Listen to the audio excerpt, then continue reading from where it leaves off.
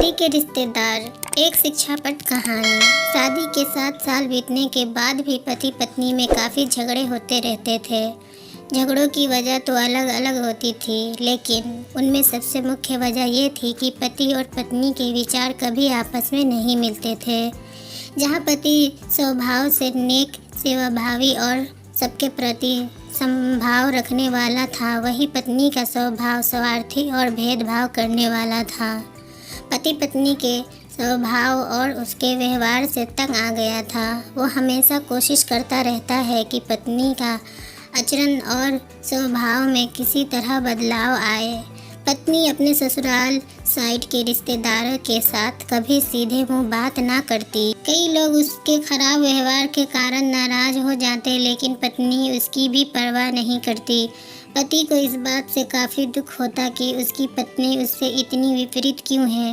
परेशान हो चुके पति ने अब खुद ही परिस्थिति को सुधारने का मन बनाया और एक प्लान बनाया।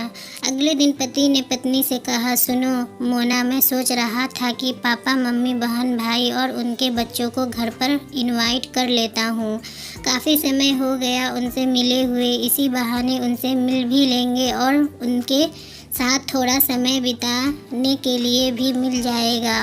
तुम क्या कहती हो? पत्नी के चेहरे से साफ दिख रहा था कि इसे ये आइडिया पसंद नहीं आया, लेकिन उसने पति का मन रखने के लिए बेमन से हाँ कह दिया। पति खुश हो गया और पत्नी को अगले दिन अच्छा खाना बनाने के लिए बोलकर सभी को फ़ोन करके बड़े प्यार से अपने घर आने के लिए न्योता देने लगा। जब पति फ़ोन पर बिजी था तो पत्नी सोच रही थी, ये आदमी भी ना अपने फालतू के कामों से बाज नहीं आएगा। क्या ज़रूरत है सबको घर पर बुलाने की? सब मेरे घर आएंगे और राजाओं की तरह ऑर्डर करेंगे और मैं दासी की तरह उनकी सेवा करूंगी।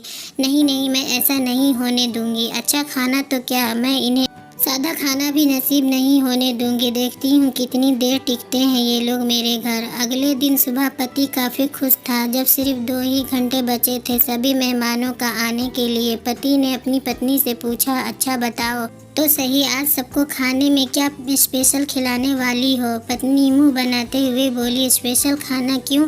तुम्हारे माँ बाप, भाई बहन कोई मेहमान थोड़ी है, उनके लिए कोई स्पेशल खाना नहीं बनाया है मैंने। वो भी वही खाएंगे जो हम खाते हैं। आज घर में सिर्फ दाल चावल बना है, क्योंकि और कुछ बनाने के लिए सामान नहीं था। पत्नी के बात सुनकर पति गुस्सा हो गया और बोला, तुम कभी नहीं सुधरोगी। अगर घर में सामान नहीं था तो मुझे एक बार बता दिया होता, मैं बाज़ार से जाकर ले आता, लेकिन कुछ ढंग का तो खाना बना लेती। अब सिर्फ 1 घंटा बचा है और सभी आने वाले हैं, मैं क्या मुंह दिखाऊंगा उनको? तुम ही रहो यहाँ, मैं तो जा रहा हूँ। उनके जाने के बाद ही वापस आऊँगा, कहकर पति घर के बाहर चला गया। पत्नी को तब तक पति के बातों का कुछ फ़र्क नहीं पड़ा था, जब तक मेहमान घर पर नहीं आ गए।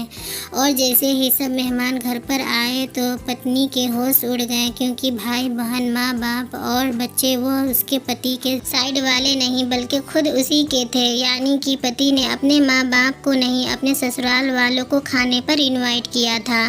पत्नी अब काफ़ी परेशान हो गई, क्योंकि अपने ससुराल वालों को परेशान करने के लिए न सिर्फ उसने सादा खाना बनाया था, बल्कि खाने में ज़्यादा नमक और मिर्च भी डालकर रखा था।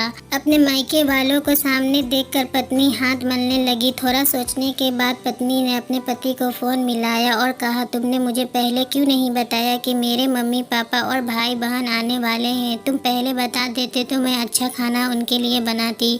पति ने कहा, मैंने वही बताया जो मैं मानता हूँ। मैंने कभी तुम्हारे परिवार वालों को पराया नहीं समझा और तुमने कभी मेरे परिवार वालों को अपना नहीं माना, और मैं जानता हूँ कि तुमने ये सोचकर कि मेरे मम्मी पापा और भाई बहन आने वाले हैं जानबूझकर घटिया खाना बनाया। अब तुमने जो किया है उसे तुम खुद ही भुगतो। मुझे पता है तुमने मुझे इसलिए फ़ोन किया होगा ताकि बाहर से खाना मंगवा सको, लेकिन मैं ऐसा नहीं करूँगा ताकि तुम्हें तुम्हारे किए की सज़ा मिल सके। इतना कहकर पति ने फ़ोन काट कर दिया। ना चाहते हुए भी पत्नी को अपने मायके वालों को वही खाना खिलाना पड़ा। उसके रिश्तेदार ज़्यादा मिर्च और नमक वाला खाना भी ऐसा सोचकर खा गए कि बेटी से गलती हो गई होगी, लेकिन बाद में जब दामाद ने सारी बात उन्हें बताई तब उन्हें बहुत शर्मिंदगी हुई और अभी उसके बुरा बर्ताव के लिए उसे डांट कर उससे नाराज़ होकर चले गए। दोस्तों, अच्छे रिश्ते बनाए जाते हैं प्यार और अच्छे व्यवहार से, सिर्फ खून के रिश्ते अच्छे नहीं होते। वीडियो पसंद आई तो चैनल को सब्सक्राइब करें, लाइक करें, शेयर करें। धन्यवाद।